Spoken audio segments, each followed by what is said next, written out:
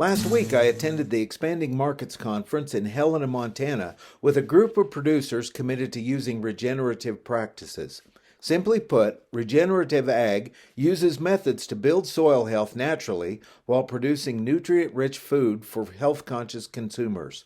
They're focused on finding sustainable solutions that produce profits for farmers and ranchers. We toured the Mannix Ranch in Helmville, viewing soil health, grazing systems, and grass-fed beef production. We listened to Ray Archuleta demonstrate visible signs of soil health with his shovel. We heard creative options for financing, partnering, and marketing.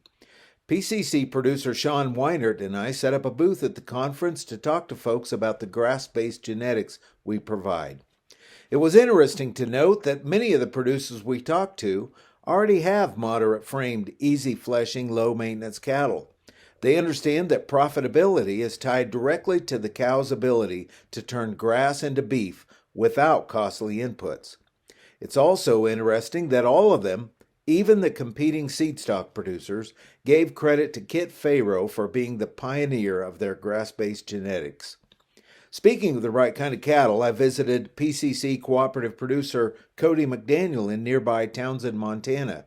He lives on the east side of Canyon Ferry Lake, the uppermost reservoir on the Missouri River. Cody sells Angus and Red Angus bulls in the Montana and Colorado sale. His cow herd, calf crop, and bull battery are pretty impressive. After spending the week seeing the results of grass-based production, creative marketing, and regenerative grazing, it's no wonder that progressive producers are making the paradigm shift to a more sustainable and profitable production model. If you're looking for a better way, Fayro Cattle Company has the genetics for a low-maintenance, profitable beef business. For info on our upcoming November bull sales in Nebraska, Colorado, Montana, and Alabama, visit fayrocattle.com. I'll see you next time on the Herd Quitter Minute.